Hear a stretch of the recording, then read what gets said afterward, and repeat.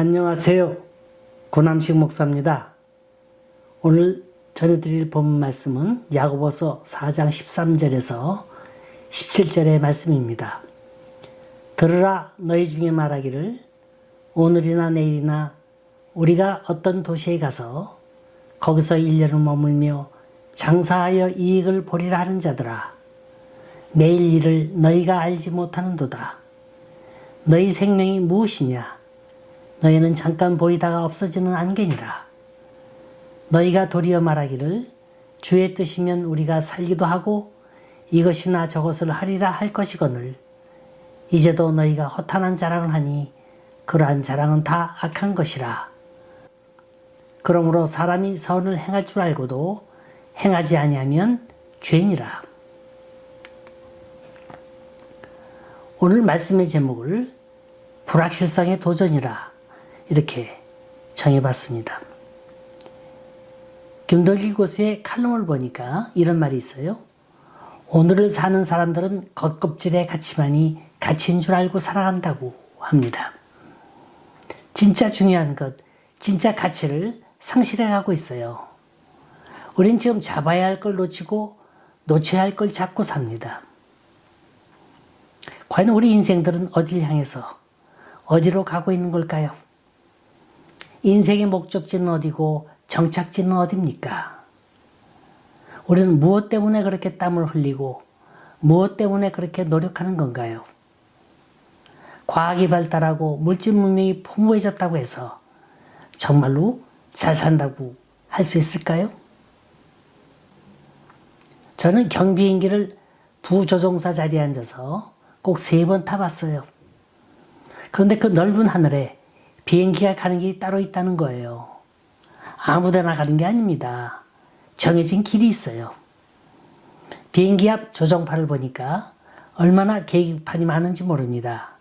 지도, 고도, 대기 속도계, 거리 측정기, 방향 탐지기, 항공 진로를 정확히 확인해야 되고 또 그걸 다 읽을 줄 알아야 돼요.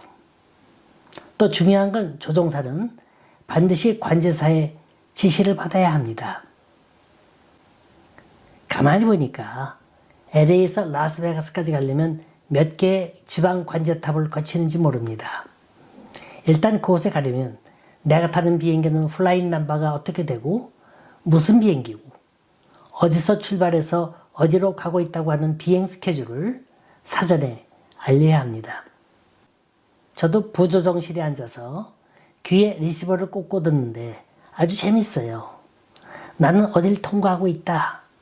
지금 내 위치와 고도와 바람의 방향을 알려달라. 오바? 그러면 관제탑에서 지금 바람이 어떻게 불고 있으니까 어떻게 조치하라. 오바? 가르쳐줍니다. 만일 이걸 어기고 군사 통제구역을 지난다거나 아니면 위험한 지역을 통과한다면 어떻게 될까요? 그땐 금세 레이더망에 잡혀서 군사적인 조처가 취해질 겁니다. 이런 어렵게 따놓은 라이센스를 뺏기는 건 물론이거니와 벌금이나 그 이상의 어떤 징벌이 가해질지 모르는 거예요. 저는 그때 이런 생각을 해봤어요. 비행기 하나를 타도 이렇게 철두철미하게 관제사의 통제를 받아야 안전하게 날아갈 수 있는데 우리 인생들은 지금 누구의 통제를 받고 사는가? 돈입니까? 권력입니까? 그 알량 인기, 명예, 쾌락, 즐거움인가요? 오늘의 메시지를 보면요. 13절에 이런 사람이 나타납니다. 제법 자수성가한 사람이에요. 인생에서 돈벌이에 성공한 사람입니다. 나름대로 똑똑해요. 사업수단도 있어요. 사업에 대한 비전도 있고 구상도 완전합니다. 13절 볼까요? 들으라 너희 중에 말하기를 오늘이나 내일이나 우리가 아무 도시에 가서 거기서 1년을 머물며 장사하여 이익을 보리라는 자들아. 이 구절을 어느 경제학자가 5가지의 P자로 시작하는 말로 정의해봤습니다. 첫째, 플랜입니다.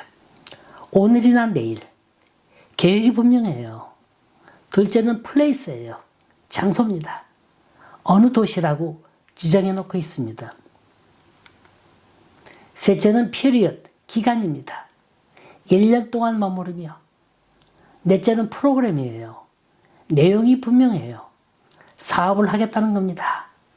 그리고 다섯 번째 purpose, 목표도 확실합니다. 돈 벌겠다는 거예요. 이 다섯 가지 P를 보세요. 일정, 장소, 내용, 목표, 전략, 계획. 완전 무결한 것 같죠? 그런데 가장 중요한 핵심 요소가 빠진 게 있습니다. 그게 뭔지 아세요? 하나님이에요. 오늘 우리 인생들의 마스터 플랜은 하나님에 대한 언급이 없다는 거예요. 그래서 야고보 사도는 인생들아, 당신들은 결코 하나님 없는 계획을 세우지 말라. 하나님 빠진 계획은 근본부터가 실패할 수밖에 없노라고 경고하고 있는 겁니다. 오늘 말씀은 자신의 욕망을 쫓아서 끝도 없는 삶을 꿈꾸는 모든 사람에게 주신 말씀입니다. 여긴 이기적인 욕망에 사로잡힌 사람들의 모습과 불확실한 미래를 향해서 큰소리치며 도전하는 허무한 인생들의 모습이 그려져 있습니다. 야고보는 이런 불확실한 미래를 사는 사람에게 도전장을 냅니다. 14절에 내일 일을 너희가 알지 못하는도다. 너희 생명이 무엇이냐? 너는 잠깐 보이다가 없어지는 안개니라. 사상가 세네카는 말하기를 내일 일을 우리가 알 수 없는데 일생의 계획은 얼마나 어려운가. 우리는 한순간도 장담할 수 없습니다.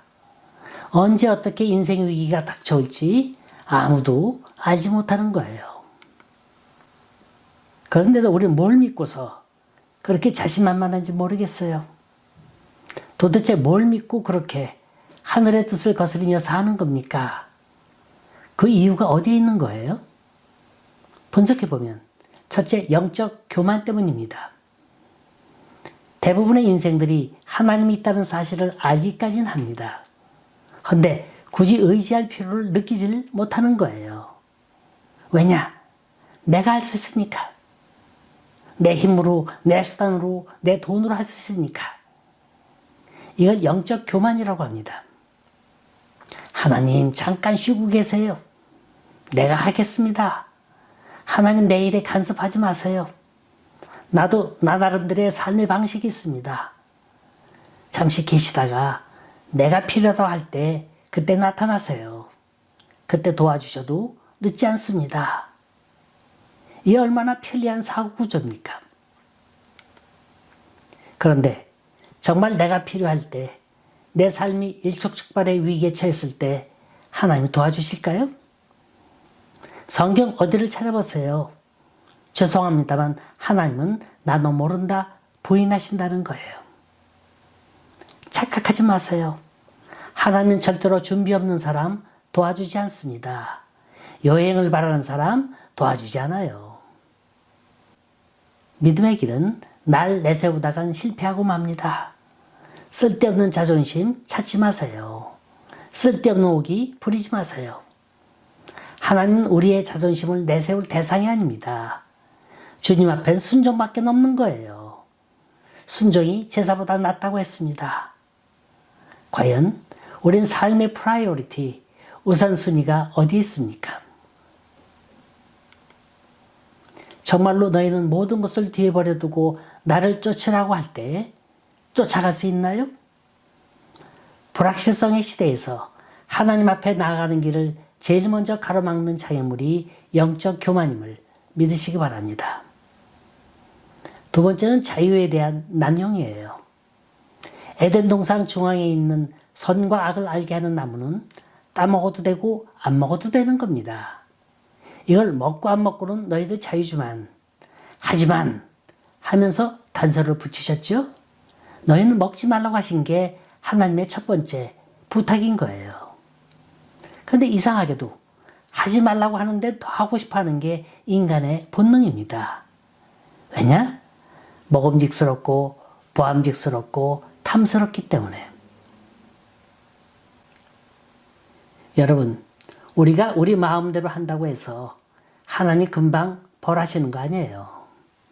이는 이, 눈은 눈 이렇게 갚으시는 분이 아닙니다. 차라리 우리가 죄를 지을 때 그 자리에서 한 대 딱 때려주시면 얼마나 좋겠어요. 그러면 정신이라도 차릴 텐데 주님은 기다리신다는 거예요. 그렇다고 인간에게 준 이 자유를 남용하지 마세요. 영적인 죽음이 다가온다는 사실을 아셔야 합니다. 영적인 자유는 남용하는 게 아니에요. 슬기로운 다섯처녀처럼 등불 들고 기다리는 사람에게만 주님은 찾아온다는 사실을 믿으시기 바랍니다. 세 번째로, 우리가 불순종하는 이유는 자기의 욕망을 성취하고 싶어서입니다. 우리의 욕망은 생각에 따라 움직여지는 게 아니라 감각적인 거에 따라 먼저 작용을 합니다. 갓난 아기가 사물을 보기 시작할 때면 자꾸 뭘 입에 넣으려고 하죠? 그래서 부모는 이 애에게서 한시도 눈을 떼지 못합니다. 그러다가 사물을 배우고 알기 시작하면 그땐 감각이 앞서는 게 아니라 생각이 행동을 지배해요. 이러면서 성숙된 인간이 되어가는 겁니다. 마찬가지로 우리가 하나님의 뜻을 행하지 않는 가장 중요한 이유는 하나님을 몰라서 그런 거예요. 그러니 당연히 욕망이 지배할 수밖에요. 먹고 싶으면 먹어야 되고 마시고 싶으면 마셔야 합니다. 하고 싶으면 해야 되고 가고 싶으면 가야 합니다. 사람들이 예수를 믿지 않는 중요한 이유가 있다고 합니다. 그건 아주 단순한 거예요. 믿기 싫어서 안 믿는다고 그래요. 성경은 이걸 죄라고 지적합니다. 죄란 원어로 하마르티아라고 합니다. 이 말의 뜻은 화살을 쐈는데 그 화살이 표적에서 빗나갔다, 이런 뜻을 지니고 있습니다. 하나님이 우리를 위해서 세워준 목표를 벗어난 삶이 곧 죄인 거예요. 안식일을 지켜라, 주일을 성수하라, 11조를 온전히 바치라. 그리하면 이러저러한 축복을 해주시겠다 약속하셨습니다. 여러분, 이 좋은 걸 왜 마다합니까? 왜 축복을 마다하고 기적을 마다합니까? 내 욕망, 내 감각, 내 힘으로 사는 건 한계가 있는 거예요. 이건 불확실의 세계입니다. 그러나 믿음이란 보이지 않는 걸 보는 거며 바라는 것들의 실상인 것입니다. 하나님은 우리를 이처럼 사랑하십니다. 하나님은 우리를 위해 놀라운 계획을 세우고 계세요. 아직도 우리 삶의 화살이 욕망과 감각의 목표를 향해 날아가고 있습니까? 어서 삶의 현주소를 바꾸세요. 우린 가치 있는 삶을 살아야 합니다. 우리의 미래를 인도하시고 책임져 주시는 그분 앞에 우리의 모든 짐을 내려놓을 수 있길 주님의 이름으로 기원합니다. 두 번째로, 불확실한 시대에 사는 우리에게 주는 도전장은 14절, 너희 생명이 무엇이냐? 너희는 잠깐 보이다 없어지는 안개니라. 사람은 모름지기, 때를 알아야 한다는 거예요. 농부는 씨를 심을 때와 거둘 때를 알아야 하고, 어부는 그물을 던질 때와 당길 때를 알아야 되고, 군인은 전진할 때와 후퇴할 때를 알아야 합니다. 마찬가지로 우리 믿음의 사람들은 잘 때와 깰 때를 알아야 합니다. 또 13절 하반부에 보면 아무 도시에 가서 라는 구절이 있어요. 이 말은 인생들아 너희 가는 길이 어디냐는 물음이라고 볼 수 있습니다. 구약은 인생을 순례자라고 했고 신약은 인생을 길 가는 나그네라고 했습니다. 진정 사람은 사막과 고해를 항해하는 외로운 나그네입니다. 비록 나그네라 할지라도 목적지는 정해져 있는 법이에요. 푸른 바다를 떠 있는 배도 목적이 있고 하늘을 나르는 비행기도 목적지가 있듯이 모든 사람은 자기의 가는 목적지가 따로 있는 거예요. 인생은 잠깐 보이다가 없어지는 안개처럼 지나갑니다. 우리의 목적지는 과연 어딘가요? 하나님은 우리에게 어떤 걸 맡겨주셨습니까? 정말 그게 뭔지 아세요? 확신이 섭니까? 그럼 그게 천직인 줄 알고 그 시간 그 장소에서 열심히 충성하세요. 하나님은 작은 것에 충성하는 자에게 큰 일을 맡겨주신다는 걸 믿으시기 바랍니다. 세 번째 도전장 15절에 주의 뜻이면 우리가 살기도 하고 이것저것을 하리라 할 것이거늘. 하나님께 순종하는 삶을 살라는 겁니다. 그렇지 않으면 보상을 잃을 뿐만 아니라 쓸모없는 인간으로 전락해버리고 만다는 거예요. 사도 바울은 고백하길 내가 내 몸을 쳐 복종하게 함은 내가 남에게 전파한 후에 자기가 도리어 버림이 될까 두려움이로다 라고 했습니다. 여기서 버린다는 말을 주목해 보세요. 얼마나 무서운 말입니까? 심지어 사도 바울까지도 하나님이 그를 더 이상 사용하지 않을까 두려워했다고 합니다. 우린 예수를 언제 믿었느냐가 중요한 게 아니에요. 어떻게 믿고 있느냐가 중요한 겁니다. 순종이란 기쁘고 좋을 때 누구나 할 수 있어요. 나 편하고 나에게 이로우면 곧잘 순종합니다. 그러나 성경은 이해할 수 없는 사건도 순종하고 나에게 손해가 오고 해로운 일이 올지라도 하나님의 뜻이라면 순종하라고 합니다. 어차피 우리 내일을 알지 못해요. 불확실의 세계 속에 삽니다. 하지만 믿음의 길이란 갈 바를 알지 못하면서 순종하며 가는 길이에요. 그러면서 체험하고 그러면서 터득하는 겁니다. 이번엔 야고보의 네 번째 도전장입니다. 16절에 너희가 허탄한 자랑을 자랑하니 이러한 자랑은 다 악한 것이라. 이탈리아의 유명한 화가 미켈란젤로의 걸작품 가운데 인간이란 제목의 그림이 있습니다. 이 그림을 보면 하나님은 인간을 향해서 자비로운 손길을 펼치고 있어요. 그러나 이 그림을 자세히 살펴보면 손을 뻗치는 하나님의 손과 이를 잡으려고 하는 사람의 손이 떨어져 있습니다. 이건 뭘 말해주는 그림일까요? 인간은 아무리 살아보려고 발버둥 쳐도 하나님과 손을 잡아야 참된 행복을 누릴 수 있다는 거예요. 이런 주제가 이 속에 담겨져 있습니다. 하나님과 연결이 없는 사람은 늘 허망하고 허탄합니다. 그래서 잠언 기자는 말하기를 사람이 제비 뽑으나 이를 작정하시기는 여호와께로서 난다 그랬어요. 하나님 없이 자기 삶을 계획하는 거 매우 위험한 일이에요. 우리 속담에 공든탑이 무너진다는 말이 있습니다.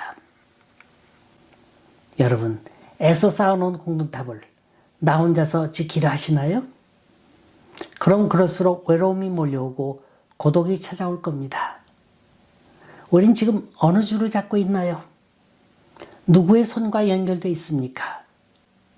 사람을 의지하고 세상을 의지하면 허망하고 허탄한 것밖에 없습니다. 마지막으로 5번째 도전장입니다. 17절에 그러므로 사람이 선을 행할 줄 알고도 행치 아니하면 죄니라. 여기서 말하는 선이란 하나님의 명령이요 분부요 부탁입니다. 하나님이 우리에게 부탁하신 일을 내가 고의적으로 거역하지 말라고 합니다. 하나님 우리 형편을 다 아세요. 하나님은 우리가 못할 걸 억지로 맡기시는 분이 아닙니다. 할 수 있으니까 맡기시는 거예요. 고로 우리가 선을 행하려면 마음을 비워야 돼요. 빈손 들고 주님께 나와야 합니다. 예수께서는 인류에게 대가를 바라고 십자가에 못 박히신 게 아니에요. 이 고통은 아버지의 뜻이었으니까 순종하고 지고 간 것뿐입니다. 여러분, 선을 행하되 그 결과가 없다고 낙심치 마세요. 주님이 가신 길이 그런 길이었어요. 하지만 하나님은 심은 대로 거두시는 분입니다. 선한 것은 반드시 있어요. 피곤치 않고 때가 이르면 거두게 될 겁니다. 우린 불확실성의 시대에 살고 있습니다. 사방에서 홍수가 나고 지진이 나고 태풍이 불고 천재지변이 일어납니다. 그런가 하면 경제전쟁이 일어나고 종교전쟁이 일어나고 사상전쟁이 일어납니다. 우린 내일을 알지 못해요. 이럴 때일수록 우리 믿는 사람들은 시대를 향한 말씀을 들어야 합니다. 순천자는 흥하고 역천자는 망합니다. 자, 이제 우리의 갈 길은 정해져 있습니다. 주님이 가신 그 길을 따라 묵묵히 말없이 실천해 나가는 우리 모두 될 수 있기를 주님의 이름으로 기원합니다.